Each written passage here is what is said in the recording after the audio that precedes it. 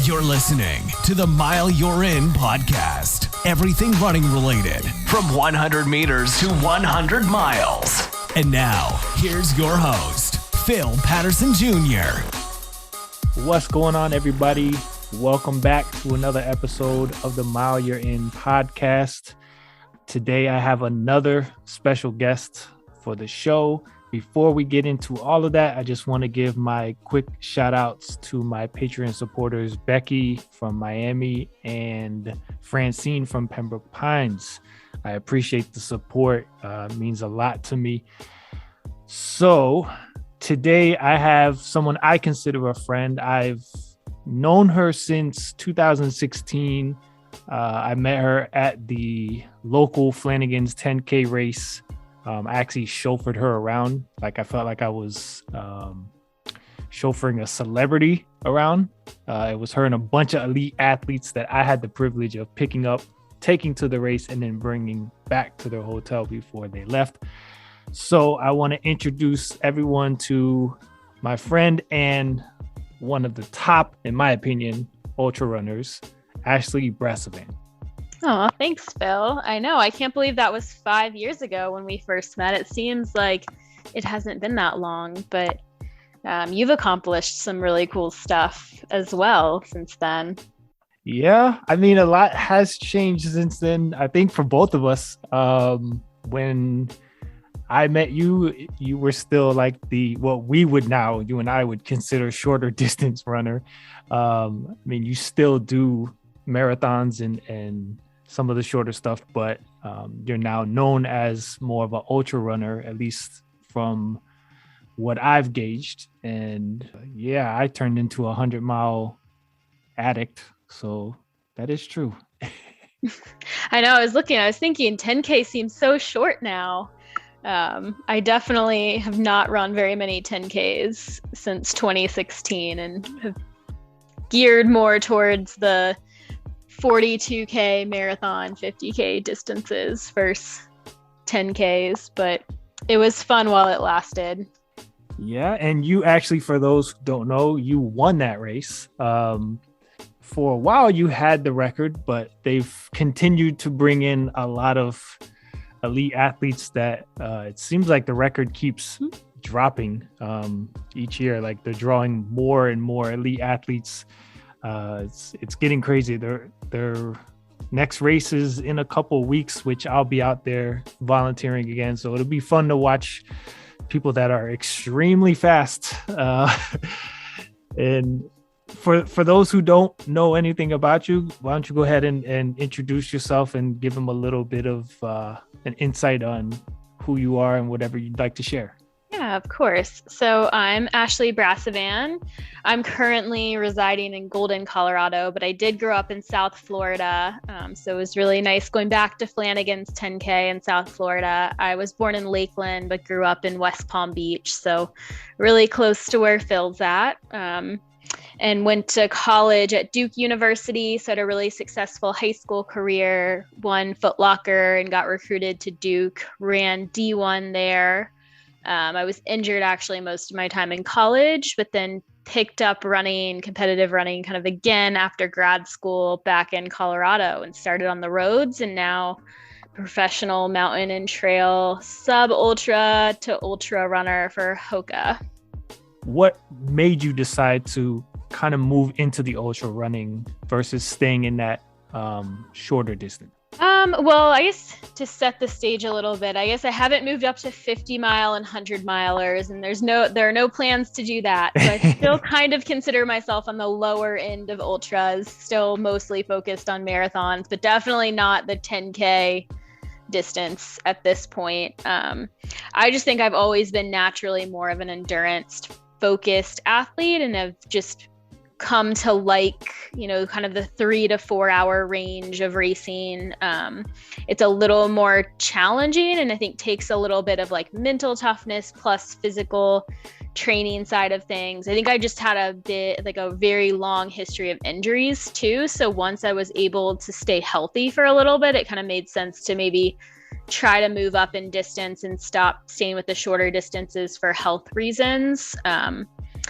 And I think I like it. I think you're just kind of naturally attracted, kind of similar to how you are addicted to 100-milers now. I think the marathon distance has just become my sweet spot, and I've been doing it for a few years now. And I think I still like dabbling in the shorter and longer distances, but maybe not as much as I like the marathon distance. And the roads are just harder on your body. So I think with my environmental background, it made sense to move over to the trails. And I really enjoy the culture and the outdoors and the places you can travel in trail racing versus staying on roads. So I think it was a bigger shift in that aspect because of kind of the cultural aspect and the environmental aspect of trail running versus road running.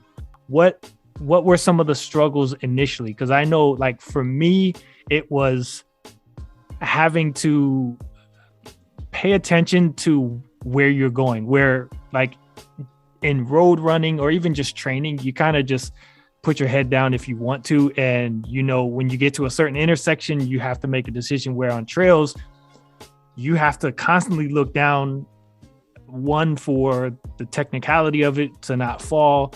Two, you, depending on what trail you're on, you have to look around. Like for us, it's gators and snakes and things like that, where it might be bears or something to that nature. But then there's also markings on the trees so you don't get lost.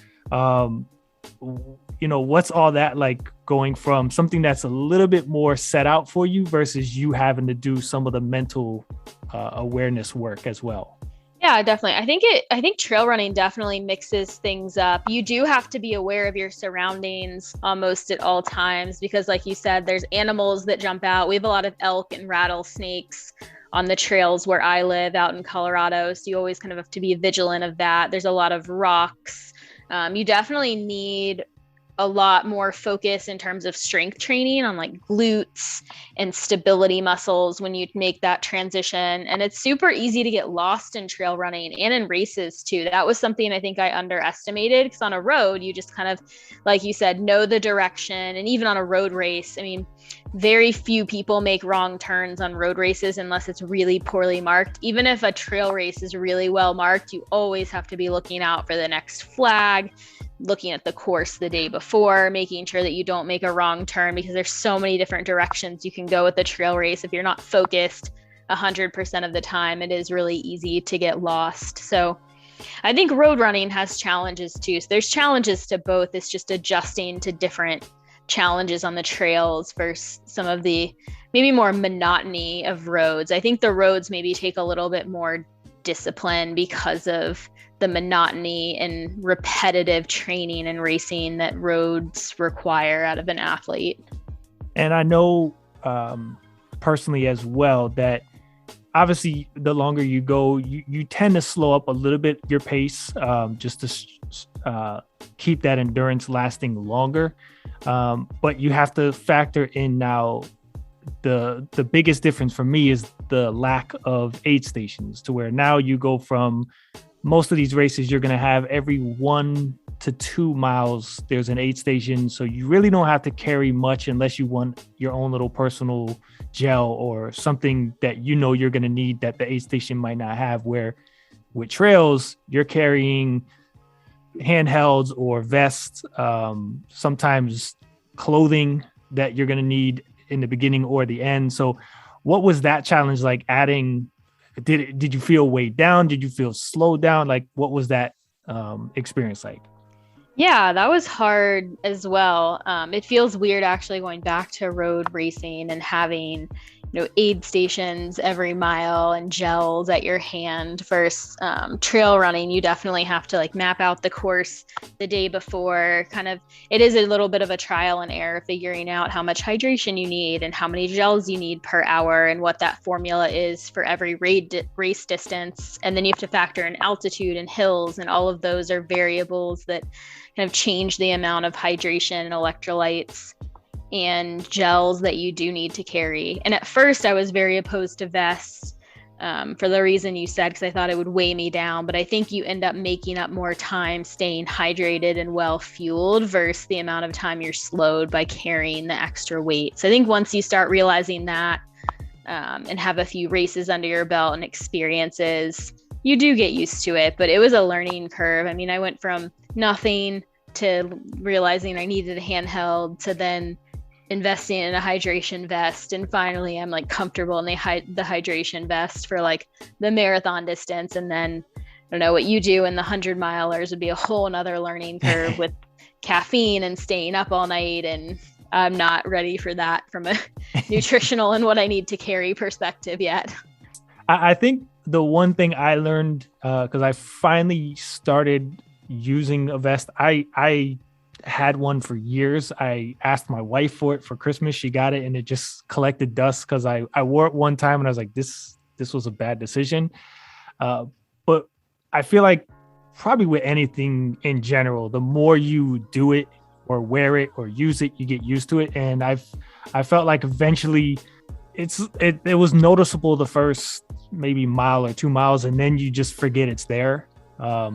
So, I always wonder in 50Ks, because I know with the ultra community, a lot of times people kind of ignore the 50K and even like 50 miles. It seems like people are starting to forget that those distances exist, but they're like, I think I seen somewhere that you even had touched on it. It's kind of like the hidden gem because it's still in that racing speed where the 100K, the 100-milers, it's a lot different in the planning, and there's a lot of walking that's involved compared to the 50K and 50-mile distance.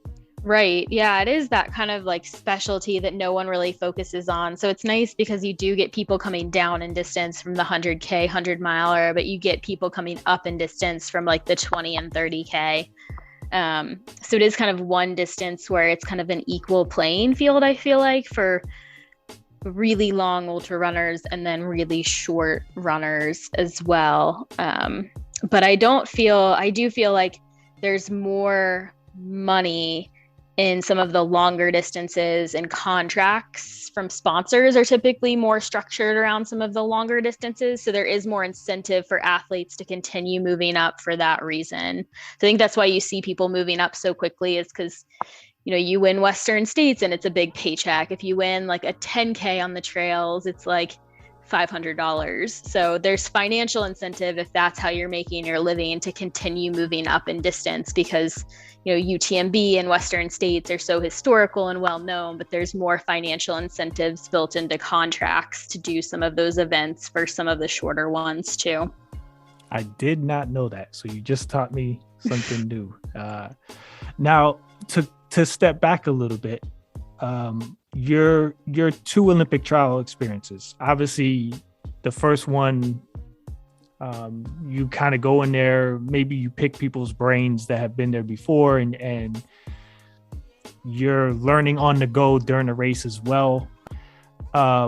With the second one, I would think you take everything you learned from the first experience, as well as races you've done up to that point.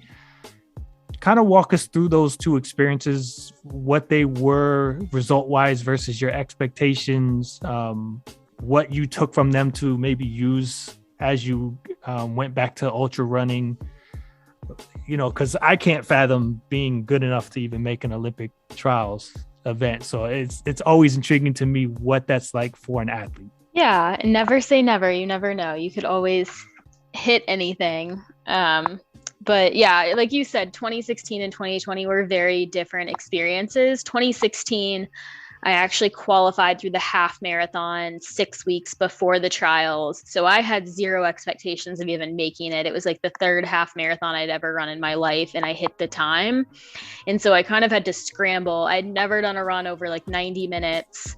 So that one was more, and of course, Los Angeles was where it was held in 2016. It was hot. I think the high was 90 that day for the marathon. So that one, the goal was really just, I had zero marathon specific training because I had such a short turnaround time from when I qualified. So it was more just focused on enjoying the experience, getting my foot wet in the marathon, and seeing if this is something I wanted to focus on long term.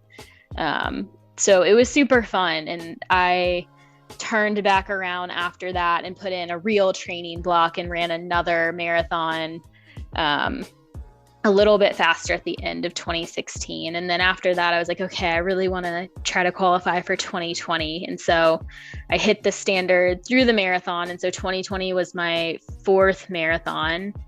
And that one, Atlanta was obviously a very different course from LA, had a lot more hills. It was a little bit windy that day. And then there were a ton more qualifiers. So in LA, I think there were less than 200 women running. And I ended up placing 55th, which for my first marathon with no training, I was super pumped about out of that field. And then 2020, I actually had a pretty bad build up to that marathon. So I kind of went in with adjusted expectations, and I think I didn't do as well as I wanted to. I was only running 5 days a week, like probably 50 miles a week in preparation for that, and just had a lot of like life and work stuff going on. So we just my coach and I sat down and we're like, I think we're just going to have fun with this again. Like, I don't think there's no goal. It's just to have fun and try to like place in the top 50. And I didn't hit that. I think it gave me fuel to continue running and trying to qualify for 2024 and 2028. But with the intention of maybe trying to place a little bit better and putting it all out there. And I don't think I really was able to do that in 2016 and 2020, but they were still amazing experiences. And I don't regret one decision I made leading up to either one. I actually like that, because I've noticed a lot of the runners that are in the ultra running community, and especially in the competitive professional part of it, just off the top of my head, I can't really think of many that continue to be successful in both. Like, what's your training like? Because one thing somebody said to me once that stuck with me, and it bothered me, because I've seen people like Camille Herron and Mike Wardian do it successfully. There's people that think you can't do both, like the longer, slow ultra training and then quickly bounce back to a shorter speed type race distance. Like, what's your training like to be able to do that? Yeah, I think I really do focus on speed year round. And I think I've played around with training, and there's no one right answer to this. And I think everyone is very different. Like, I know Camille is a very high mileage runner and she can sustain really high volume. I think I do best with a little less volume and more speed, and continuing that speed year round, even longer ultra races, because just having that turnover really helps my climbing, is what I've noticed. So I know if I do a lot of like slower training runs, I just get slower in racing. So my training is typically, I'll max out at like maybe 70 miles a week in a build, and I'll do a long run with a harder effort in the middle, like every other week. And then like an easier, more like gain focused long run or more technical long run on the other weeks. And then I'll typically do like a Wednesday speed session with a double, and then just easy runs the remainder of the days. But it's very specific to the race too. So if I'm running a race and I know I'm going up to 11,000 feet altitude, I'll try to get up to 11,000 feet or higher in a lot of my training. If it's a flatter course, I'll try to do more longer speed work, or flatter long runs. So I really try to work backwards to what my key races are for the year and mimic that within my training as much as possible, and continuing with speed. So it makes it easier to transition to the road, I think, because of that, because I am still doing some of that key speed work year round. Well, I'm glad you mentioned that, because it's the main thing I took from that is the reminder that what works for one person isn't necessarily going to work for you or everybody else. That's why there's not like one specific coach that trains everybody, or one plan that you see when you look these things up. So, because I'm a huge Hoka fan and you're part of the Hoka team, so what's that been like? Yeah, I mean, it is pretty great. I do think it takes a lot of hard work and obviously performance to get to even talking to sports marketing teams at some of these bigger brands. And I think part of it was like being in the right place at the right time for me. So back in 2018 when Hoka was looking for additional athletes. They had signed a male trail runner in Colorado that specialized in kind of the marathon distance, and they were looking for a female trail runner similar to bring on at the same time and make that like a formal marketing announcement. And so it was kind of, they had reached out to me and it sounded like a great company. I'd run in Hoka's before and really liked the shoes. And they've been a great team to work with, but I do think it was just kind of like performance mixed with being in the right place at the right time. But they've been a great team. I mean, they do promote diversity and inclusiveness. And so I feel like my morals and ethics align with the company and the brand as a whole, and everyone on their sports marketing team has been great to work with. We do get gear, which is a good bonus, but you also just get this team environment and culture that's supporting you and your goals financially and from just a like mental perspective. And so it's good to have a partner that backs me in my decisions and can walk through some of this stuff with me. And all the athletes on the team have been great to work with too. They've put a really solid like trail running team in the US together. So it's been great, and hopefully they keep me on. I have at least 2 more years, but hopefully they keep me on well beyond that until I decide to retire. Something that I just thought of as you were saying that, I don't know why this popped up, but I have to ask, because for those who don't know, Ashley is a little bit on the shorter side. And I worked in the running store industry for 4 to 5 years. So I had a lot of experience with sizing. So I'm just curious what size shoe you wear. I'm a 6.5, which I feel like is pretty normal for females, maybe a tiny bit. I think 7 is like the average. You probably know this better, but I have bigger feet for my height. So I typically don't have issues getting shoes. I was thinking you were like a 5.5. And my question was then going to be like, was it hard for you to find shoes before being sponsored? But one thing you touched on was the inclusiveness. And I've mentioned this before. That's one thing I really love about Hoka, especially like a lot of the runners that they feature in their social media posts and things like that.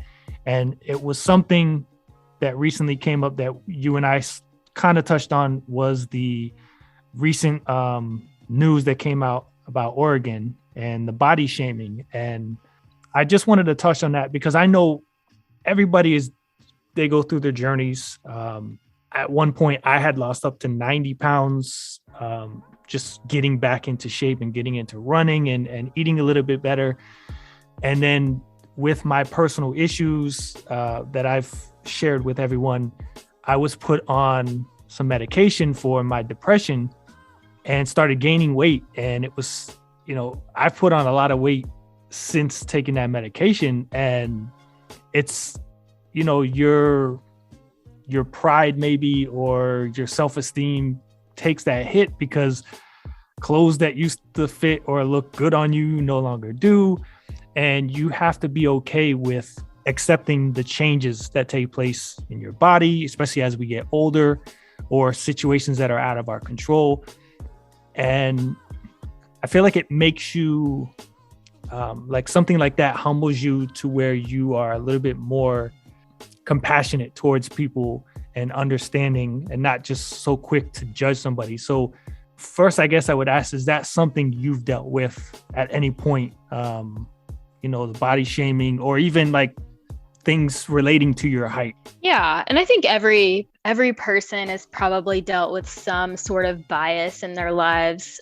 This has obviously been a hot topic the last year and a half with, racial equity and cultural equity. And, I think Hoka was really on that wave of inclusiveness and diversity before everyone else was, and before it was a thing and you had to do it as a company, which I think I really appreciated. And they do a good job of promoting, healthy lifestyles and healthy looking people of all shapes and sizes in their ads and in their marketing content. And I really applaud them for that. I think you see a lot of brands who have these fit Olympic level looking athletes in all of their ads, and it's not healthy for children and women and people who do come from a background of depression and anxiety to see that all the time. I mean, social media has its own flaws, but I think promoting, different shapes and sizes, and that no matter what size and shape you are, you can be a successful person and you can love yourself and everyone else will love you too. And I think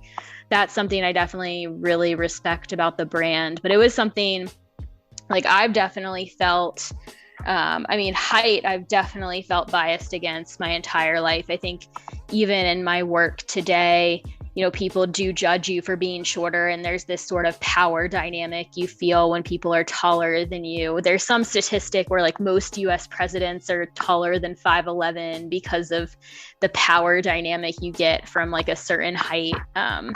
So I've definitely felt that my whole life. And the weight thing too, I think just most of that is probably more internal pressure and having a type A personality, where I feel like you see all these runners who are really thin and you just feel like you need to be thin and fit, and that people will notice if you gain weight, and you just have to stay that way. And I think there's a lot of college programs that put you through the ringer and do weigh-ins and do body fat measurements. I don't think University of Oregon is unique in that. I think there are a lot of programs, like we had our BMI measured, and it was mostly to prevent you from racing if you had a BMI lower than 18. But I'm sure, I don't personally know, but I'm sure it was the same in the other direction. Like there might have been people on our team who had a BMI that was higher and were told to lose weight. I know I was told to gain weight. And so I was on the other end of the spectrum, but it's still like, what role does college athletics play in health and body fat percentages and weight?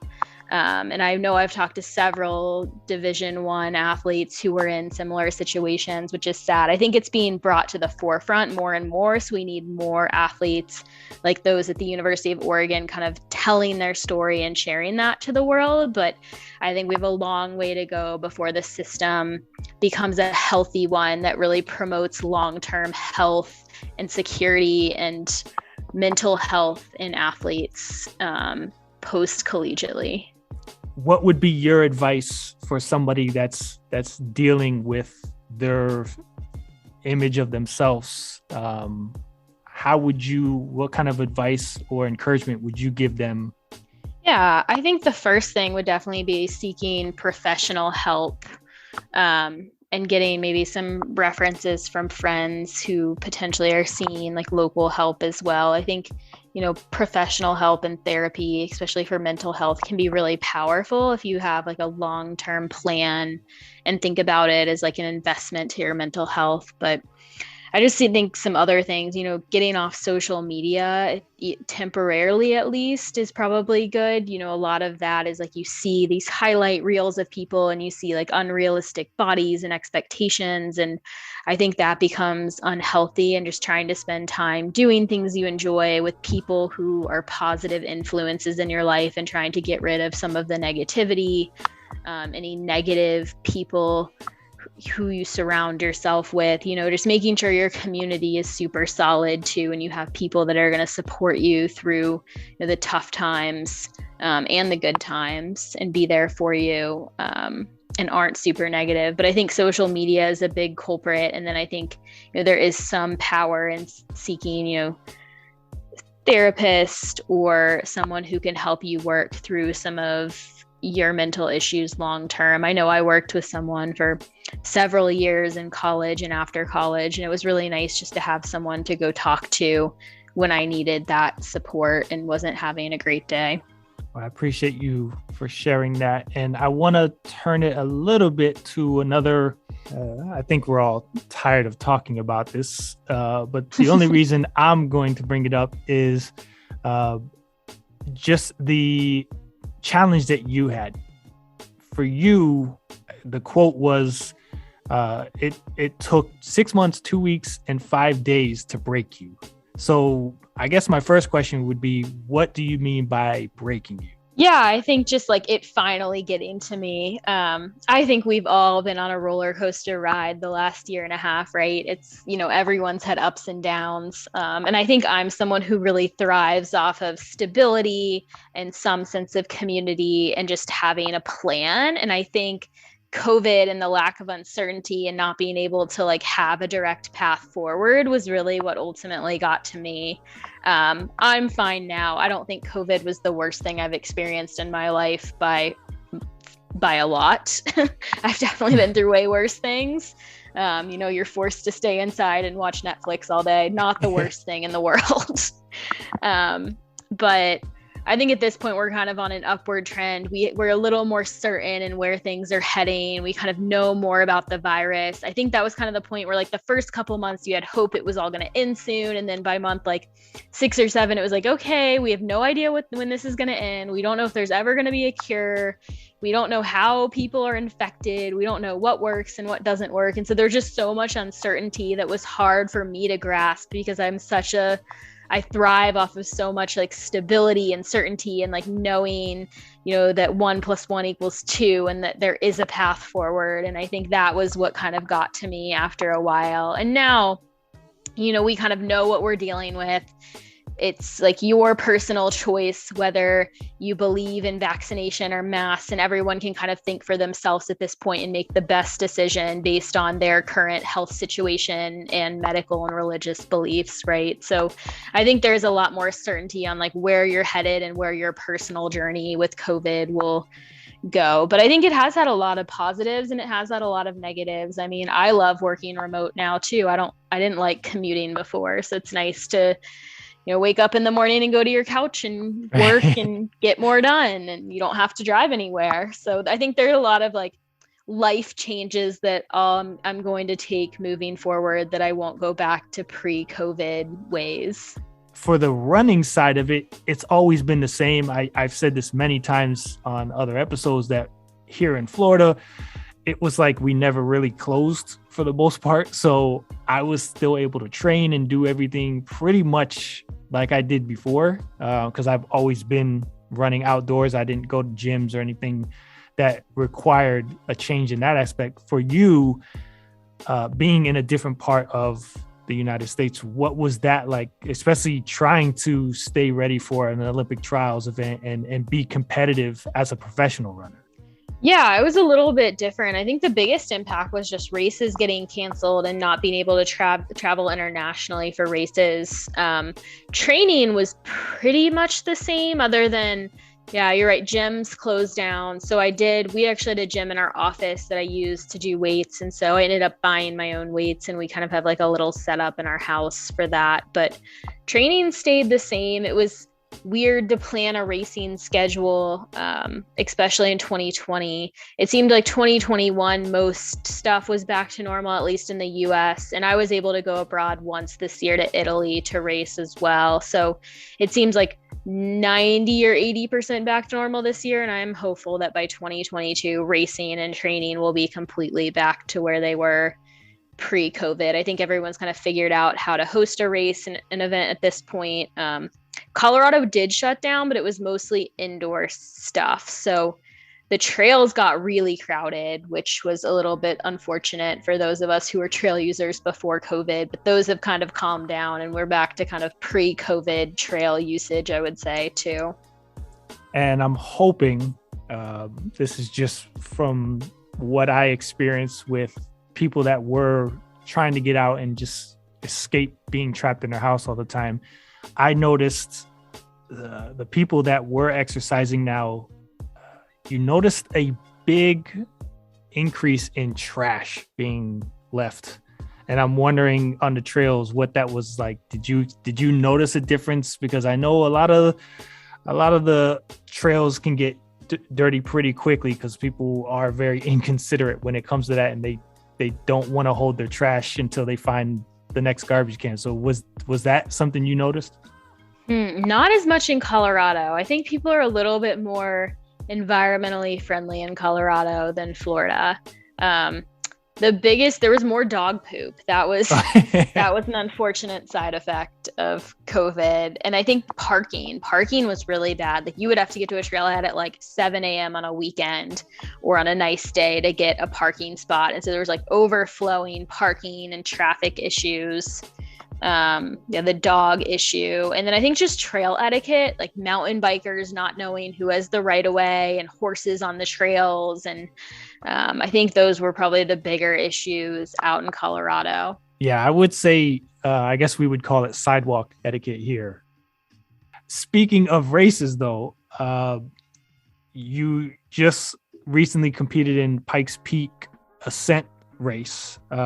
Before we talk about the actual results, what is that race? Distance, elevation? Describe the race for the listeners.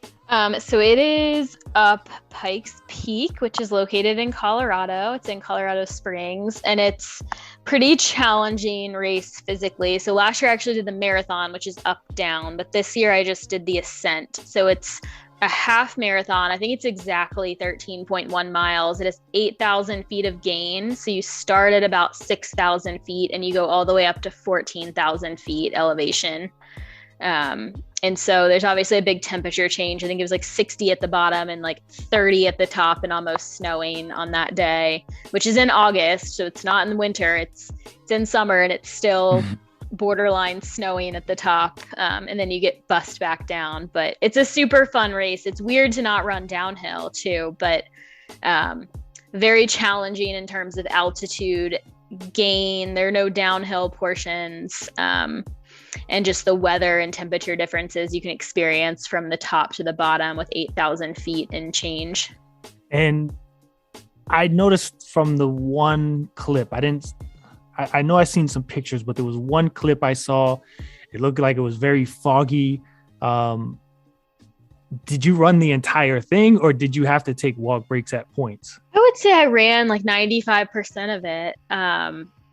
Yeah, for that one, you definitely have to train really high. So it's super hard coming from sea level to run up at 14,000 feet. But I did a lot of training over the summer, like over 11,000 feet altitude, to help with that one. But yeah, I think towards the end, there are some like stairs where you're just trying to not go lactic at that point. And then I was 1 second behind the first place finisher, which everyone's like, oh, you could do a sprint finish. And I was like, after that much, in that high of altitude, you're like sucking wind and you barely can move your legs. So sprint finishes don't really exist at 14,000 feet. So that's why I asked, because seeing the time and seeing the video and how close you guys were you fairly close that entire time? Was it she passed you later in the race, you closed the gap towards the end?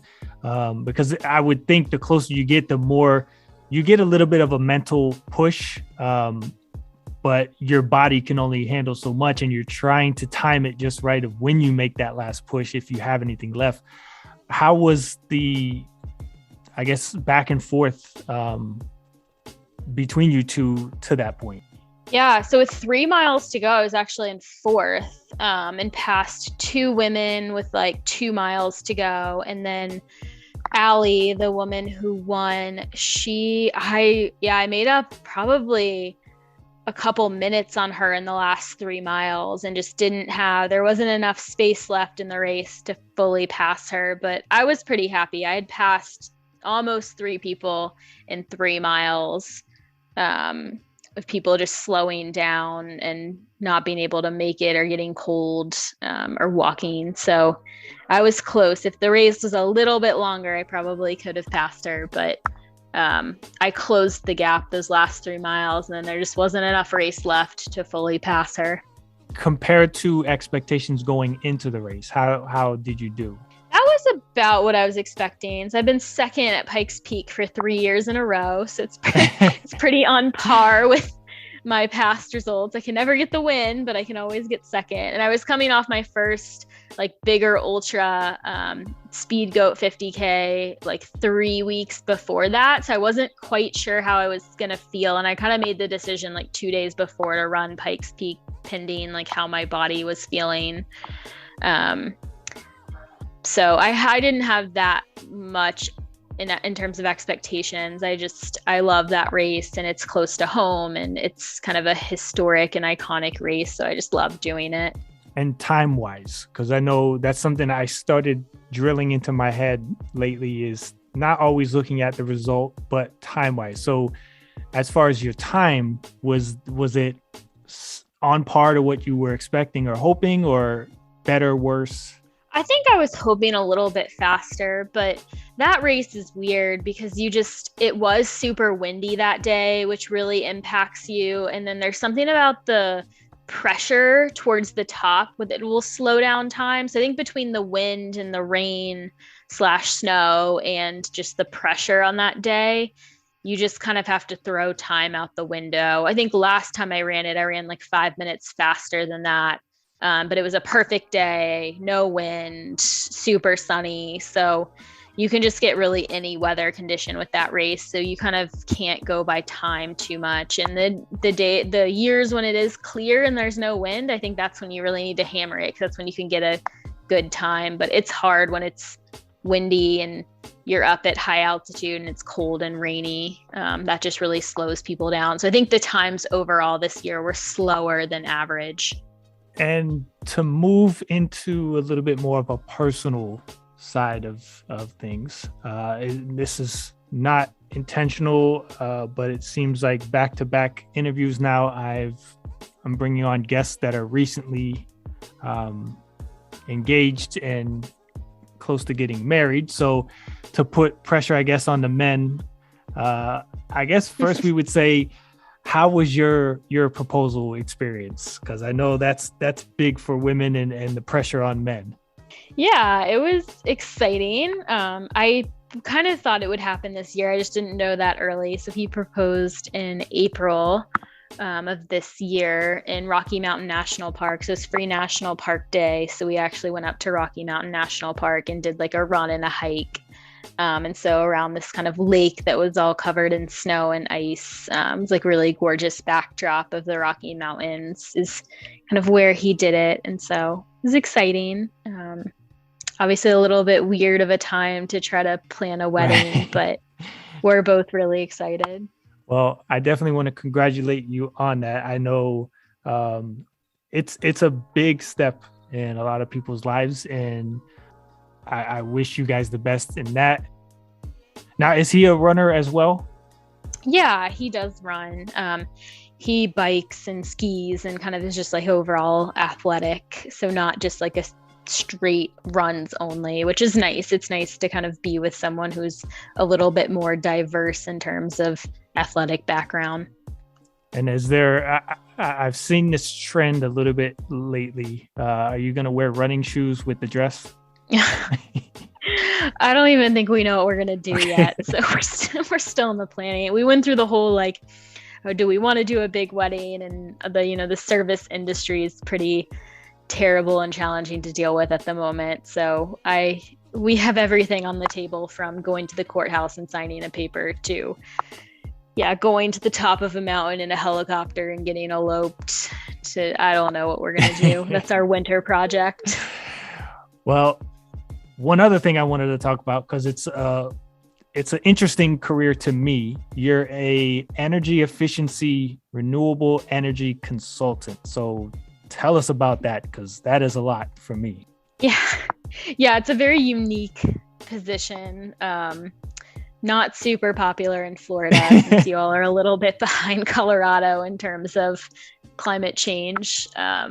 But it's fun. So I've been doing it for 6.5 years. I've been with the same company. I got my master's in energy management.